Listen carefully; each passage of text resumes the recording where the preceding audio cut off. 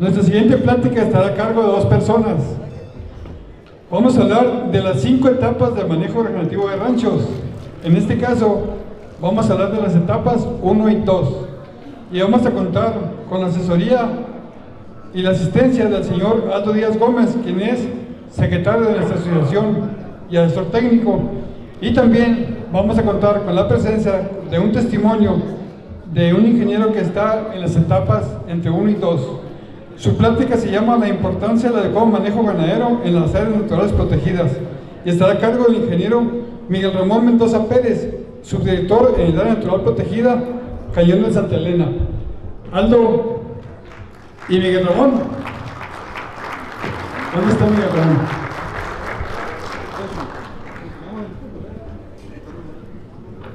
Muchas gracias. Ahí viene Miguel. Gracias.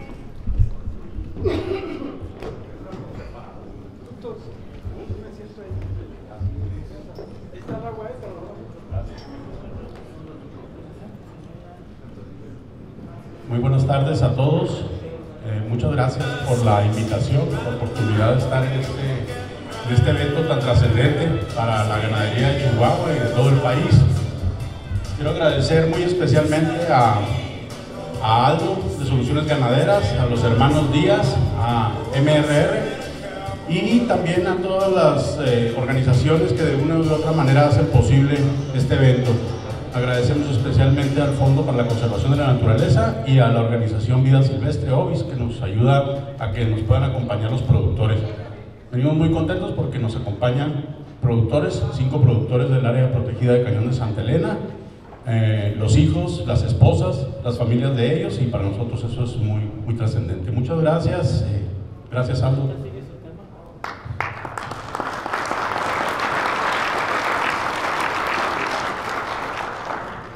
Enseguida de la introducción de las etapas de manejo regenerativo, continúa Miguel con su tema. Muchas gracias por estar aquí, por venir y acompañarnos. Su apoyo es muy importante. Estos eventos, sin tener quien los quiera escuchar, pues de nada sirven. Gracias. Manejo regenerativo de ranchos, yo soy su secretario. Tenemos 2 años organizando la información, la creamos en etapas. Son 5 etapas. El interés de que fueran etapas es que estamos muy agradecidos con nuestros maestros que nos ayudaron a comprender mejor las herramientas que conlleva un manejo de pastoreo no selectivo. Gracias a tener esa capacitación anterior es que se pueden ir absorbiendo conocimientos que llevan más trabajo. El trabajar con un pastoreo no selectivo no es otra cosa que más disciplina, que más orden, pero que el orden inicia con las capacitaciones iniciales. Con esta charla lo que quiero yo abrir a todos ustedes es que manejo regenerativo de ranchos en sus etapas se basa en la etapa 1, en el manejo holístico de los recursos, en el Savory, en el que iniciamos todos nosotros. Estamos muy agradecidos. Es difícil mencionar todos los nombres, ¿verdad?, de los que nos dieron esas capacitaciones, pero yo sé que aquí están. Gracias por esa humildad. Nosotros hemos ido avanzando en los pastoreos, hemos hecho pastoreos más agresivos, con mayores resultados también, mayores retos, errores, pero sin duda, sin esa base inicial no lo hubiéramos logrado. Nosotros lo que queremos lograr con manejo regenerativo de ranchos es que todas las personas que sean asesores se identifiquen en una etapa y nos ayuden a ser mejores a todos. Queremos abrir la puerta a capacitarnos con un manejo regenerativo en cualquier etapa y que seamos ya muchos más los que capacitemos a todos los ganaderos, que crezcamos juntos y sobre todo en una homogeneidad de conocimiento. Yo quiero agradecer mucho a todos los asesores que están aquí presentes. Pues todos andamos en la batalla, en la enseñanza, en los resultados, en las pruebas. Gracias. Lo que sí me gustaría es que logremos unirnos. Hay que unirnos para lograr hacer manuales generales, que entendamos todos, que comprendamos todos, y que cualquier persona en México que se capacite o que nos capacitemos juntos podamos llevar a cabo la tarea. Manejo regenerativo en su etapa 1 menciona que es muy importante la capacitación.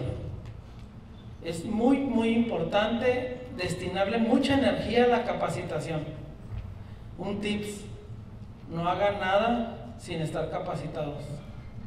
De ahí para afuera es puro perder dinero. El creer que estamos haciendo las cosas bien nos puede llevar al traste. Hay que estar seguros de que lo estamos haciendo bien. Capacitarnos en la primera etapa de manejo regenerativo es que la capacitación es nuestro pilar fuerte. Luego volteamos a ver nuestra genética. Luego comprendemos nuestras redes hidráulicas, nuestros fuentes de agua. Y en un inicio bebemos en presones y hacemos un esfuerzo con lo que tenemos. Etapa 1 es ser eficientes con lo que tenemos. Esa es la enseñanza inicial que nos muestra Savory, que nos muestra el manejo holístico, que es una toma de decisiones en pro de la naturaleza.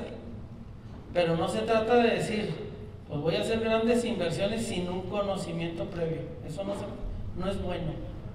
Así que en la etapa 1, en la parte de la administración, lo que es muy importante es que logremos tener un plan maestro. ¿Qué voy a hacer? ¿Cuándo lo voy a hacer? ¿Cómo van los cercos? ¿Qué alcance tienen los bombeos? ¿Qué calidad tiene mi agua? ¿Cuánto puede el abrevadero o el pozo o el presón? Es importante todos esos datos en un inicio. Ya cuando pasamos nosotros la parte de planear y de... A ver, clic. Esta tablita es la que nos ayudó Gerardo a compartirla. Es una tablita de todos los meses del año con todos los potreros. Tiene 4 cuadritos arriba. Entonces usted va pintando lo que va durando en cada potrero. Entonces esa es una parte gráfica que nuestro trabajador o las personas del campo, los vaqueros, van llenando y vamos viendo el tiempo de ocupación por potrero.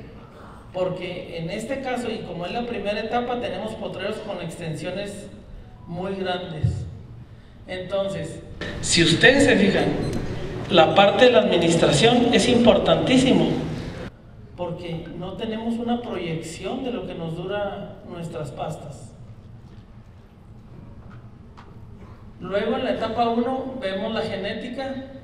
Entonces decimos, ¿con qué empiezo? ¿Qué es lo que tengo?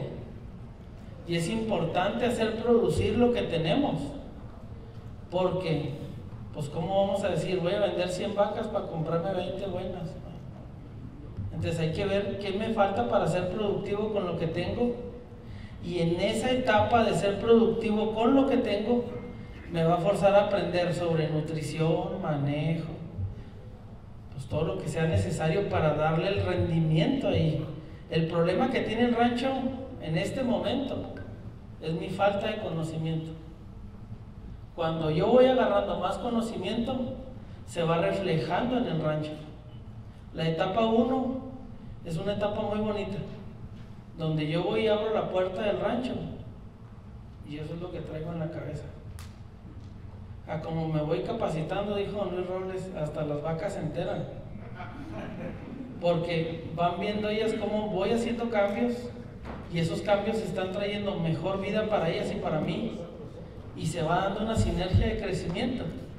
Cuando ya entramos nosotros a la parte de la genética y vemos lo que tenemos, entonces hay que hacer producir el rancho con lo que tenemos, porque es nuestra escuela. En este caso tenemos los toros todo el año. Ahí está una foto, son fotos reales, ¿verdad?, de ranchos que tienen sus toritos todo el año. Y lo que sucede ahí es que decimos los asesores? Pues haga un empadre controlado y corto. Y haga esto, y haga esto, y haga esto. Para nosotros puede ser sencillo como asesores, pero como propietarios de la tierra y todas las broncas financieras que traemos, pues cada movimiento nos pone a trabajar la cabeza y dice, en esta sí desaparezco. Entonces es importante la etapa 1 en todos los ranchos. Nosotros empezamos ranchos desde un inicio y podemos saltarnos a la etapa 4 o a la etapa 3, pero no podemos dejar de pasar esas etapas en nuestra cabeza y decir, ok, en un año voy a hacer estas etapas, o bien voy a durar en esta etapa 3 años. ¿Sí me explico? Es que tenemos que capacitarnos y aprender a llevar el rancho. Entonces, mucho tiempo nos puede costar, por ejemplo, un ejemplo de un rancho que sucede mucho, ¿no? Lo brinco a etapa 3 y luego cuando ya todo está trabajando en automático, que es relativamente nuevo todo, se va el trabajador y contratas otro que no sabe absolutamente nada, pero pues no sabe ni de cerco, ni de presiones, ni de nutrición, ni de manadas, y en peligro hasta miedo le tengan las vacas, y todo se va al traste. Entonces es muy importante etapa 1, generar ahí el rendimiento, lograr salir bien de la etapa 1 y brincar a la etapa 2. Esos son pasos bien firmes, son pasos que nos ayudan a no equivocarnos, a no perder trabajadores, a no perder dinero y a acrecentar nuestro conocimiento. En el caso de... ¿qué sigue ahí? En este caso los ranchos, cuando uno los empieza, traen partos todo el año. Lo que yo estoy tratando de decir es que no son temas que nos dé vergüenza o desconozcamos, es una realidad. Entonces lo que tenemos que hacer ahí es que cuando recién empezamos los ranchos en etapa 1, empezamos a hacer una rotación mínima. O sea, nos comemos un potrero, las brincamos al siguiente, damos un mínimo de proteína, empezamos a hacer destetes precoces, empezamos a hacer un movimiento leve para despertar el suelo, para dar reposo en los terrenos. En este caso, esta imagen que nos muestra, pues es un corral en la temporada seca con vacas de diferente color, diferente condición corporal y becerritos ahí. Entonces, esa es una realidad, o sea, no quiere decir que estemos contando algo de otro mundo, ¿no? Eso es lo que les pasa a todos los que empiezan en etapa 1 y donde los asesores normalmente, pues no queremos ayudar, ¿no? Entonces, destetar ese becerro precoz, dar un mínimo de proteína, una ayudita ahí, nos ayuda a sacar las vacas del corral y que se regresen al pastoreo. Si le echamos cabeza y damos la proteína en el pastoreo, pues no caen al corral. Entonces es ayudarnos en la etapa 1 a ser eficientes.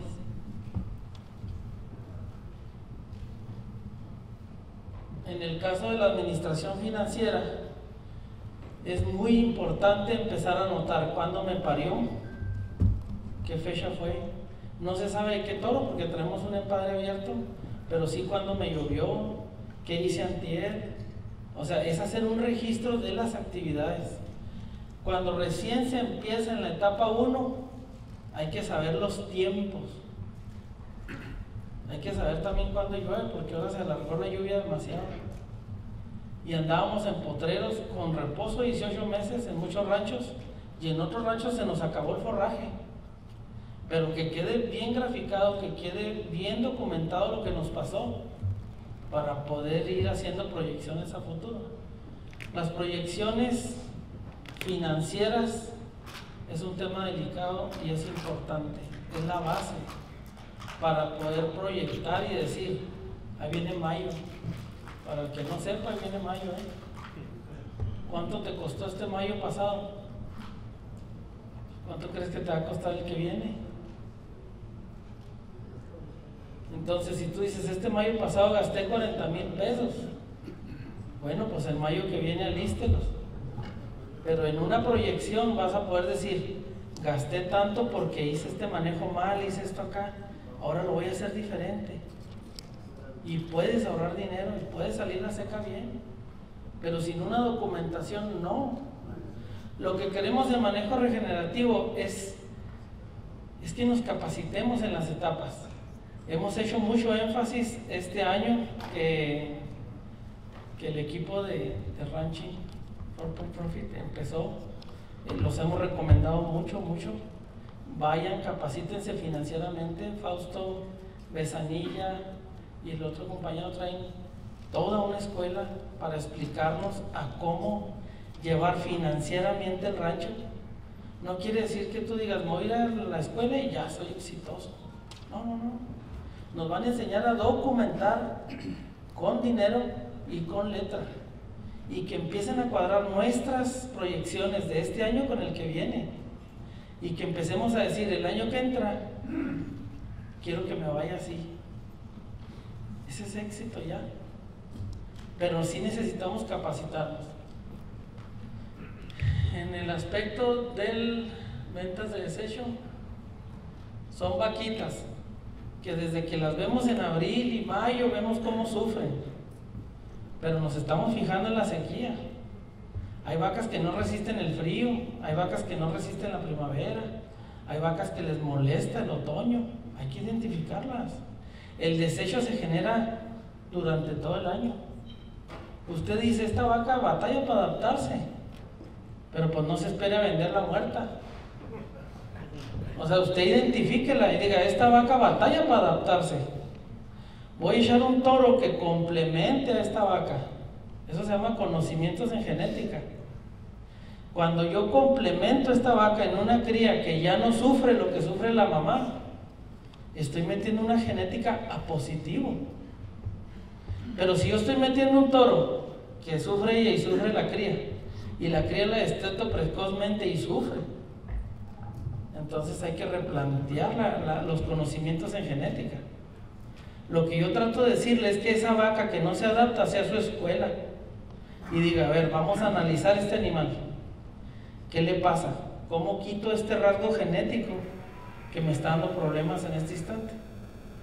Y si usted dice, si es grave el problema de ella, un ejemplo, vacas que paren y se adelgazan a tope, y luego empezamos a administrarle el becerro, ¿no? Quítele el becerro, déselo de mamar en la tarde o en la mañana, y se recuperan, pero en cuanto le sueltas el becerro se adelgazan a huesos. Perfecto, haz el destete y planea cuándo la vas a vender, pero que ya no se te preña, o vende la preñada. O sea, el capacitarnos en una proyección financiera, lo único que nos ayuda es aprender los tiempos de venta, los tiempos de desecho, los tiempos para meter las vacas, por ejemplo. Es importante cruzar una sequía con pastos nativos. Entonces, ¿qué necesita? Pues de las vacas en diciembre. Haga su proyección, vea su corrida de potreros, pero llegue a mayo con pastos nativos. Entonces, pues son ideas, ¿no? Pero las da la capacitación. Etapa 1, en ser eficientes con lo que tenemos, es aprender a ver nuestras vacas, nuestro ecosistema, nuestras necesidades y traerlas bien estudiadas. Eso es la etapa 1, pastoreo. Cuando andamos en la etapa 1 traemos potreros demasiado grandes, con un mínimo de suplementación podemos obtener grandes resultados. La que sigue.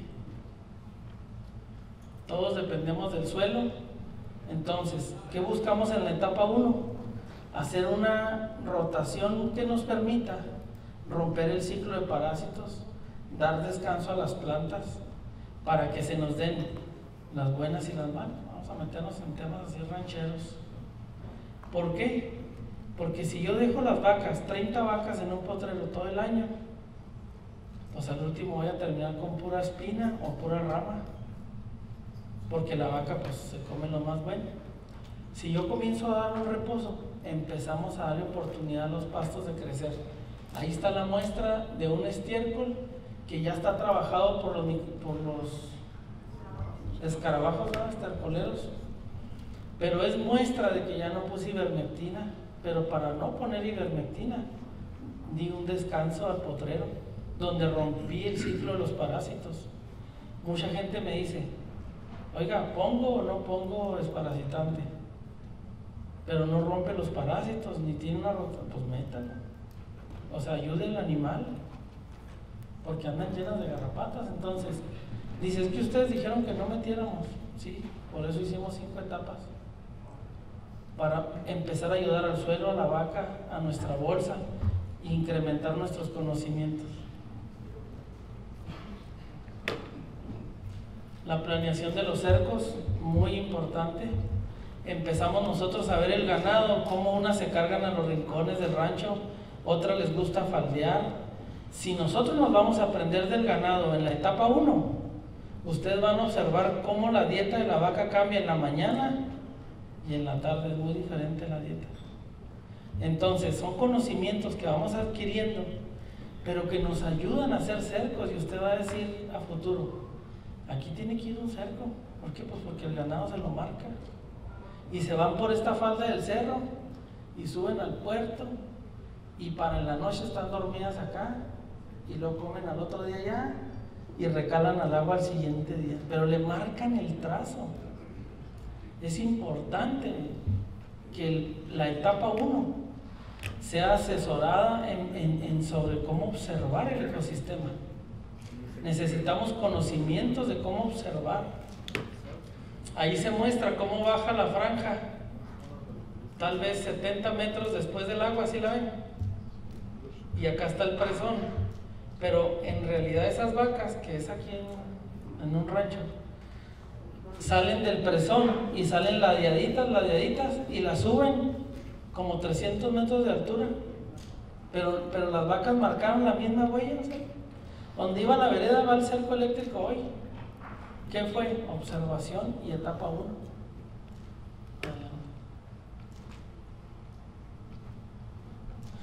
Empezamos nosotros a observar que gracias a la suplementación la vaca sigue a la canoa. Entonces hacemos rotaciones en ranchos con la pura canoa, sin cercos y sin nada. Las vacas ven que va la canoa y se van tras de la canoa y van y pastorean allá, y los muchachos con los caballos juntan su ganado en la mañana y pastorean, pero todo lo hacen arriba de la canoa. Entonces se puede generar en la etapa 1 un movimiento de las manadas arriba de la canoa sin problema.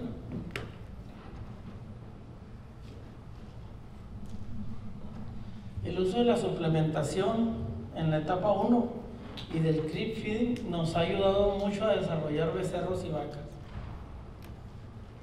Esos becerros que vemos ahí están comiendo de la canoa junto con la mamá, porque desde que estaban chicos conocieron el creep feeding.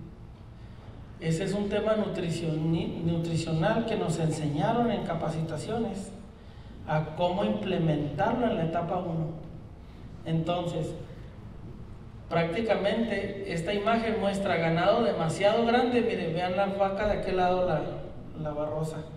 Es una vaca muy inadaptada, muy grande, pero que ayudándole al becerro ella se encuentra en buena condición.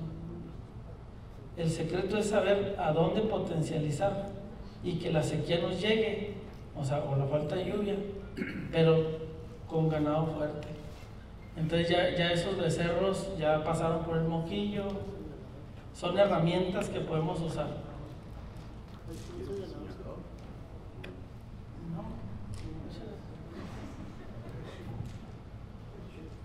En la etapa 1 es importante que usemos lo que tengamos. A mí me llamó mucho la atención esta foto. Es de un rancho de un amigo que ya está en la etapa 3 y sigue en la 1 el mecate. Su trabajador hizo 1200 metros y muchos cercos con puro mecate. No utilizó aisladores, miren. Hay que usar lo que tenemos. Hay que empezar baratos. Hay que echar a jalar la cabeza. Hay que hacer a jalar la creatividad. Hay que asesorarse. Pero cuando nosotros tenemos un rancho en un inicio, que es etapa 1, hay que hacerlo productivo. Si no logramos hacerlo productivo en etapa 1 y queremos hacerlo productivo en etapa 3, no. ¿Por qué no es productivo en la etapa 1? Porque nos faltan conocimientos nomás. Aquí está la prueba de que se hizo un cerco eléctrico de una manera muy económica, ¿no?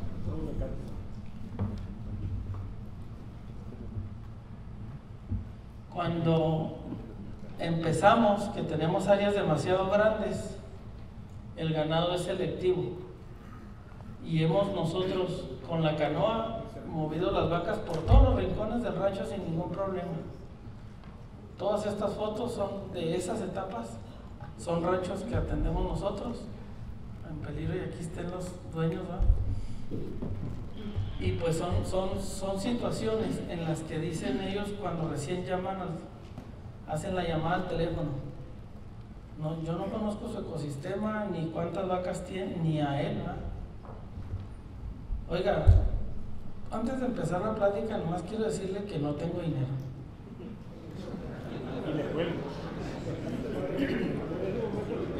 Pero esa llamada es imagínese usted estar parado en esa circunstancia y hacer esa llamada. Ese es el trabajo más duro.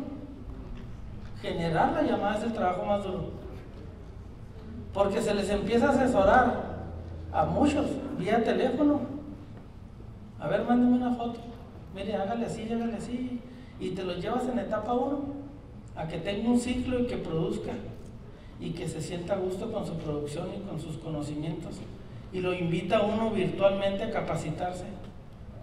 Manejo regenerativo es lo que quiere, 5 etapas de crecimiento, en donde en esas 5 etapas tú puedas desarrollarte y aprender y brincar a la siguiente etapa. Te puede costar 2-3 años estar en una etapa, no hay problema, no dejas de ser productivo, pero lo importante es que avancemos y que sintamos que hay un apoyo atrás de esto. Así es como Manejo Regenerativo queremos invitar a todos los que son asesores a capacitarse en las etapas y empezar a homogeneizar el conocimiento, y que este conocimiento pues empiece a ayudar a mucha gente, pero todos en un mismo canal, y que nos juntemos en estos foros pues donde nos permita mostrar el trabajo a mucha gente. Aquí sigue el compañero Miguel, él está en su etapa 1. ¿Yo? ¿Sus ranchos? No, pues la 2 tiene otra información. Adelante, Miguel, con confianza. No, pero ¿qué le puedo aportar en este momento al ingeniero Aldo Díaz? Todo, puedes aportar todo. Como asesor técnico, que también me ha tocado padecerlo, y yo entiendo perfectamente esa parte, cuando me han dicho, no, a mí no me diga que asesoría técnica ni nada, no, dígame cuánto le ves de comer y que no, y si se enferma. Pero asesoría técnica no, nada. Bueno, Miguel Mendoza, su servidor, estoy a cargo del área de protección de flora y fauna Cayón y Santa Elena.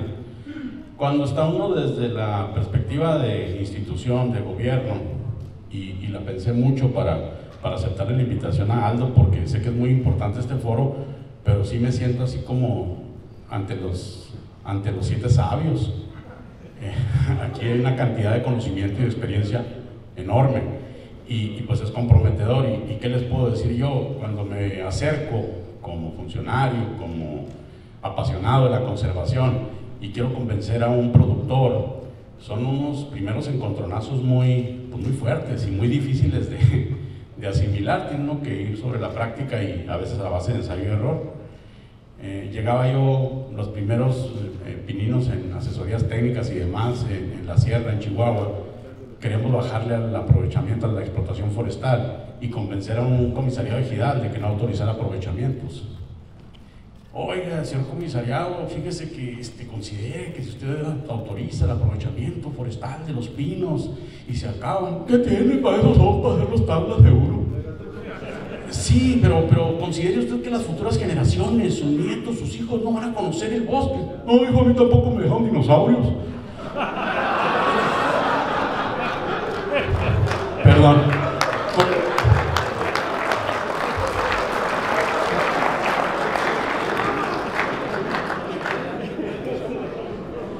Perdón. Básicamente, aunque aunque la presentación es la importancia del adecuado manejo ganadero en las ANPs son las áreas naturales protegidas, pues esto es obvio, se requiere de un buen manejo. Pero lo que voy a tratar de compartir con ustedes en estos siguientes minutos es la perspectiva de un área protegida del gobierno federal, como es el Cañón de Santa Elena. Y aclaro, no represento a la CONAM, ni es la opinión generalizada de la CONAM. No sé, espero que no haya ningún compañero aquí de CONAM, porque si no me va a ir mal. Bueno, déjame le cambio.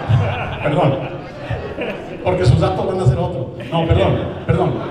Esta es la perspectiva del área de protección del flora y fauna Cañón de Santa Elena, y me gustaría que a lo largo de las imágenes vayan viendo que yo me sentía que iba a ser el único y el más raro de esta presentación, pero estoy seguro que va a haber muchas afinidades a lo largo de la presentación. Confío en eso y bueno, básicamente cuando uno se acerca al tema de la ganadería, estoy bien, me ayudan más.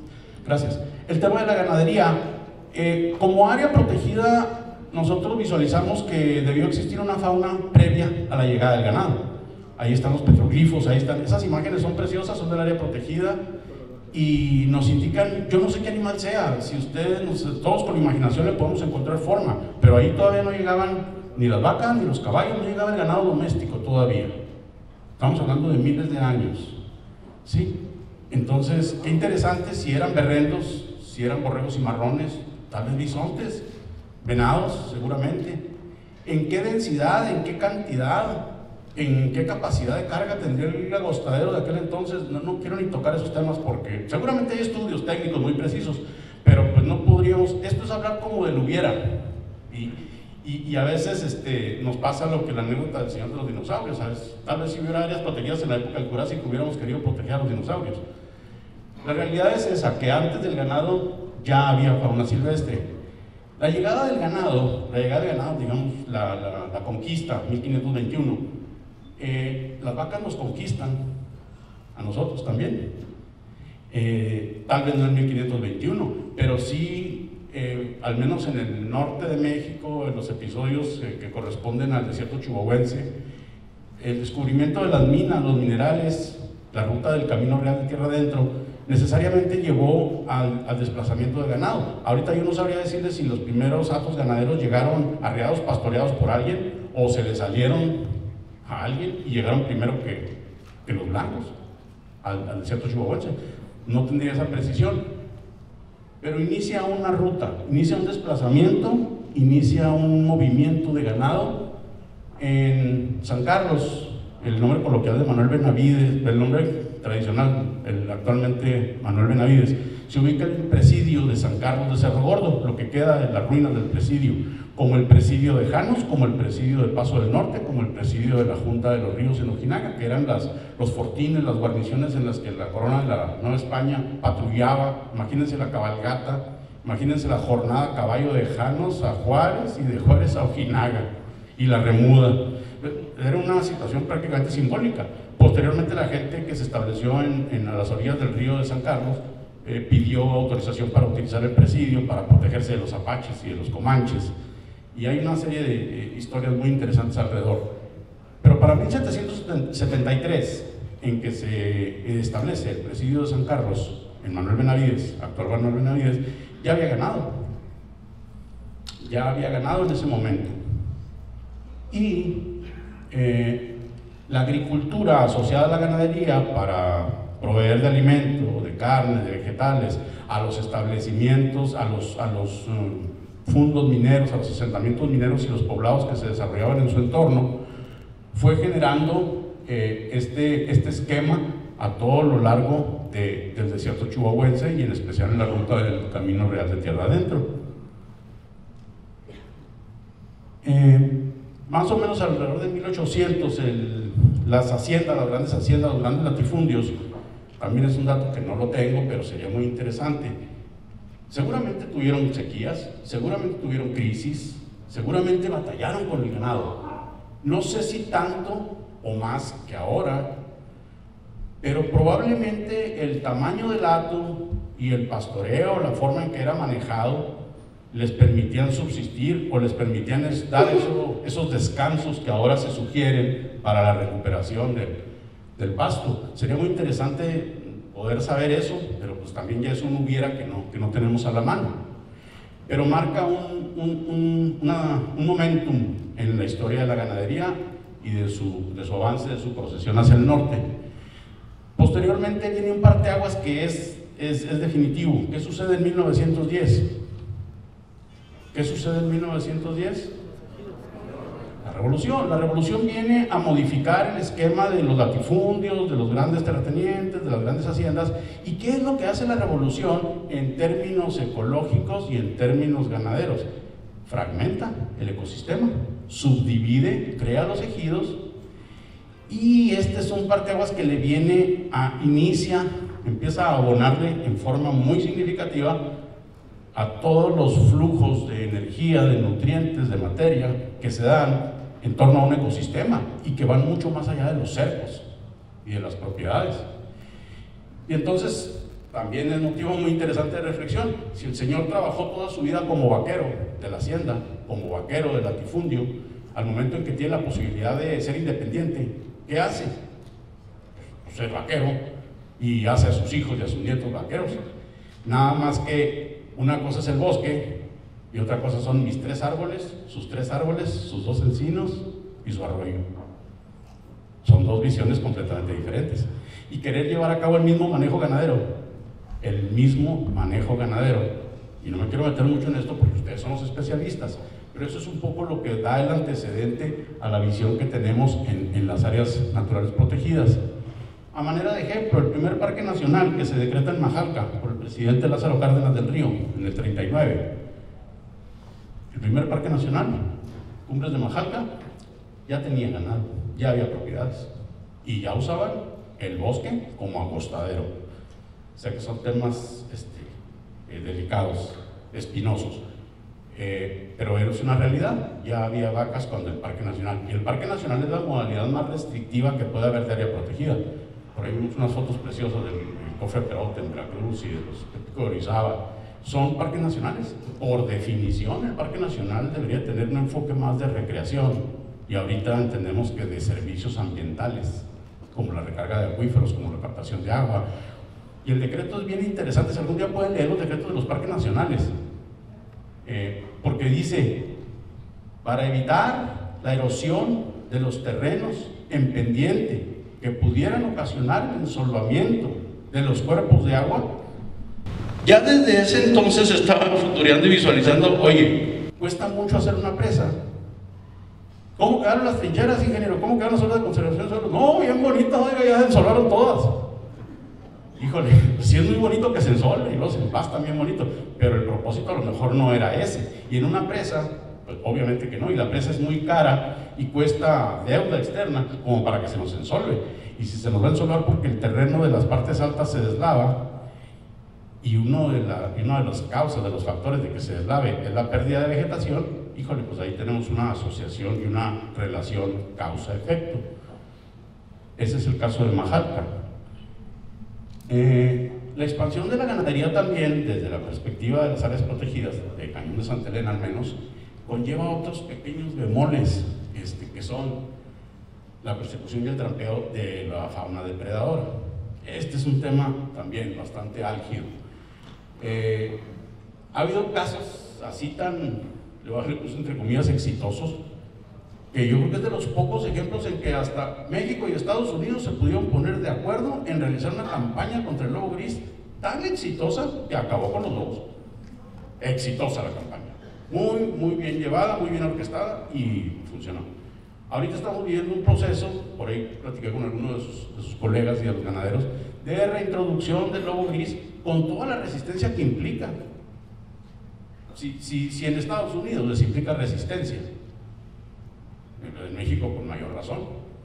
Los testimoniales de las gentes que vivieron esa transición y que les pedían que explicaran pues por qué esa aversión a los lobos y por qué No, pues muy sencillo, el lobo se come los caballos, se come las bestias a los de silla.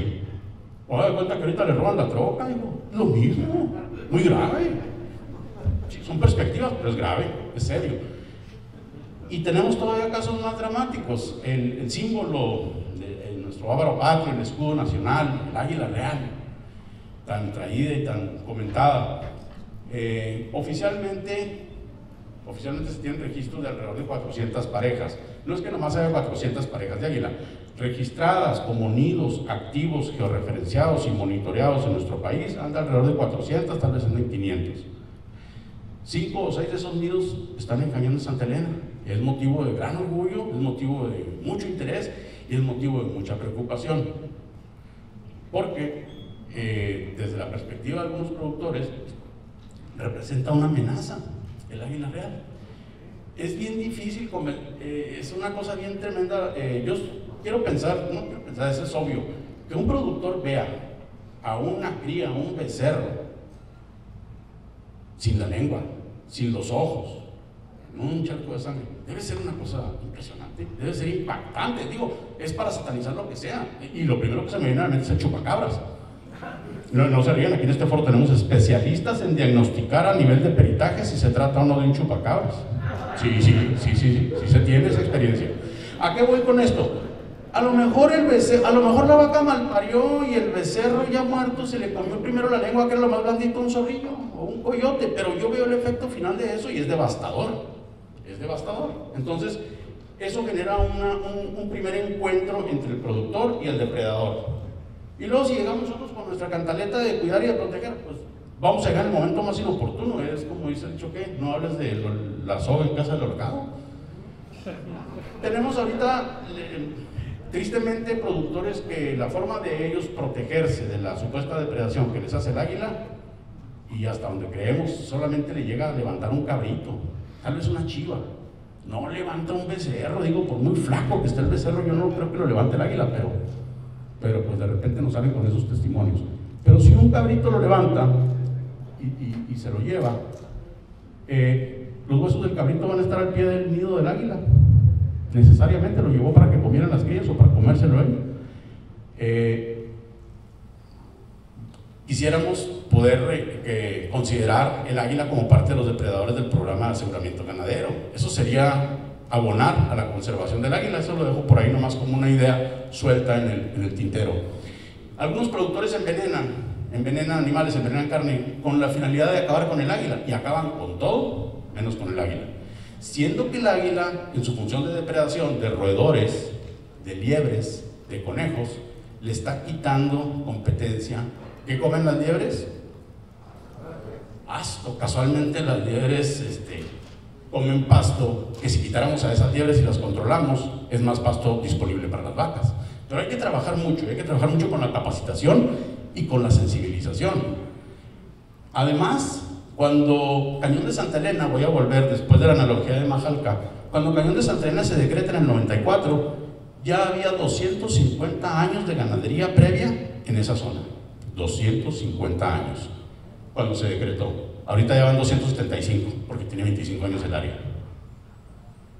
Cuando a veces nos dicen, oiga, ¿cómo se han tardado con esos programas, con esos proyectos? No, digo, si el cañón se tardó 500 años en formarse, imagínense. Si tomamos exclusivamente una perspectiva de un análisis causa-efecto directo, pues la ganadería para las áreas naturales protegidas como Santa Elena constituye una amenaza, constituye una fuente de presión. Y luego me dicen, oye, no, pero espérate, ¿cómo que la ganadería? ¿Cuál ganadería? Y sí, no toda la ganadería es perniciosa, no toda la ganadería es destructiva. Hay niveles, hay escalas y hay formas de. Entonces creemos que podemos adaptar un buen manejo a través de una capacitación para que la ganadería tenga mejores prácticas. Además, es la forma de vida del 75-80% de la población. Aquí están los productores, ellos viven de eso y han vivido de eso siempre. Entonces estamos ante un dilema entre la principal actividad productiva y sus efectos en términos de conservación. No sé si alcancen a distinguir en la fotografía. Además todavía del impacto de la persecución de los depredadores, tenemos la introducción de especies exóticas. Lo que está en la foto, y es una foto muy especial, es probablemente el primer encuentro en esa zona de un venado bura con un chivo berberisco, traído del norte de África, llevado a Texas no jaló la cacería, no eran los dólares que pensaba, se brincó del Río Bravo, vino para acá, ahí parió, están pariendo y ahorita están compitiendo por pasto con el venado Bura y con el ganado doméstico. Es una foto muy interesante, se compartieron los compañeros de Obis, Javier Cruz y sus colegas. Entonces, además del borrego berberisco y del cerdo feral, todas las variantes de sus cruzas con el jabalí europeo traído, cruzado con el doméstico y una serie de capirotadas ahí, tenemos también las posibilidades de los zacates africanos, de los bofes, de los estrella africana y demás, que con el acarreo tradicional, la perspectiva tradicional de cualquier productor es andar acarreando pacas en la traila. La vida se van a acarrear pacas y pacas y pacas, y en esas pacas viene también mucha semilla. Tenemos entonces una serie de factores. Este es un intento de línea de tiempo nomás para que visualicen ustedes. El área protegida Cañón de Santa Elena tiene 277,000 hectáreas de superficie, ¿sí? 277,000 hectáreas son 27 kilómetros de ancho por 100 de largo, de Chihuahua a Sacramento y desde esta Cuauhtémoc, a lo largo del Río Bravo. En 270 años de ganado en el área tiene 27 años de haber sido decretada. Y prácticamente tenemos de 2 a 3 años de haber establecido el contacto con Soluciones Ganaderas, después de muchas prácticas, después de muchas visitas de la Universidad de Chihuahua, de la Universidad de Juárez, de diferentes formas y maneras de buscarle cómo, de tratar de encontrar una mejor manera de hacer las cosas. Empezamos a trabajar con Soluciones Ganaderas y empezamos a replantear un poco la posibilidad de que para darle la vuelta a esta tortilla entre los 270 años de pastoreo y el impacto que ha ocasionado, ¿cómo le hacemos? ¿Cómo le damos vuelta a la tortilla? Y definitivamente estamos convencidos en que esa etapa 1 del manejo regenerativo, esa sensibilización, nosotros vamos casi un paso antes. Primero la sensibilización, tenemos que estar convencidos, ¿sí? 13 ejidos, casi 130 pequeñas propiedades al interior, y ahorita tenemos aquí la presencia de 5 familias, 5 ranchos, 5 productores y 5 potenciales convencidos de que se puede hacer mejor. ¿Qué necesitamos hacer? Bueno, necesitamos cambiar un poquito las cosas, necesitamos programas de manejo ganadero. Ahí está la reseña que les hacía. Estamos convencidos de que el agua no es el problema angular, no es el único. Ya lo veía ahorita en la lámina que presentó ahorita Aldo Díaz. Él le da un valor de, me parece, del 10% a la red hidráulica en un rancho. Vamos le voy a ver de una manera muy simplista. El agua es un factor determinante, sí es un factor determinante, pero si vivimos, y con la actitud que nos comentaba un expositor que me precedió en el uso de la palabra, si tenemos la actitud de que está seco y va a estar seco y mientras no llueva no va a haber posibilidad, pues ahí vamos a seguir en la misma. ¿Cómo pensar afuera de la caja? ¿Cómo pensar? ¿Y cómo le hacemos para hacerlo con, sin o con la poca agua que hay? Y eso es lo que nos invita también las etapas 1 y luego la etapa 2. Hay que estar convencidos de que el agua no es lo único. Si el agua es la solución no está en manos de nosotros totalmente, va a depender mucho de otros factores, ¿verdad? Y eso es convencernos nosotros como técnicos y los productores, que los productores se convencen, por lo menos parcialmente, para ver otras alternativas. Las bases del manejo regenerativo no se las voy a platicar, ustedes las conocen mejor que yo. Esa es nada más una esquematización de lo que es el ciclo de empezar a usar las herramientas, de tener los servicios veterinarios para mejorar la genética, de modificar los esquemas de pastoreo, la genética, la nutrición y todo esto en función de un plan. El plan es el traje a la medida de cada rancho. No puede haber un plan estándar para todos los ranchos, sí como pasos, sí como esquemas, pero el que le funcione a Carretas o el que le funcione a Don Luis Robles o el que le funcione a Janos o a Maravillas, no quiere decir que nos va a funcionar a nosotros. No, porque las condiciones son diferentes. Hasta la forma de manejar el rancho del propietario es distinta. Sí hay que entender que hay principios básicos. Entonces estamos queriendo llegar a eso. Este es un video para que se den una idea de los terrenos de los que estamos hablando. No le incorporamos el audio. ¿Quieres comentarlo? ¿Quieres?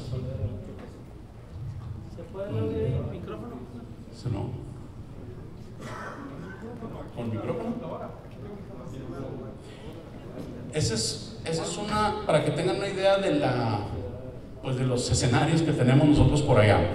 Son los límites entre el estado de Chihuahua, el estado de Coahuila, por ahí entre el municipio de Manuel Benavides y Ocampo. Aquí hay productores de esa zona. En nuestros primeros intentos fue, bueno, pues a lo mejor es importante determinar la productividad, la capacidad de carga de ese agostadero. Y cuando alguien de Coatecoca fue y nos dijo el dato, ahí está, 80 hectáreas por unidad animal. Cuando le platico yo eso a un compañero de un área protegida de por allá de Montes Azules, de Palenque, Chiapas, oye, le dije, ¿cuántas vacas ocupas tú aquí?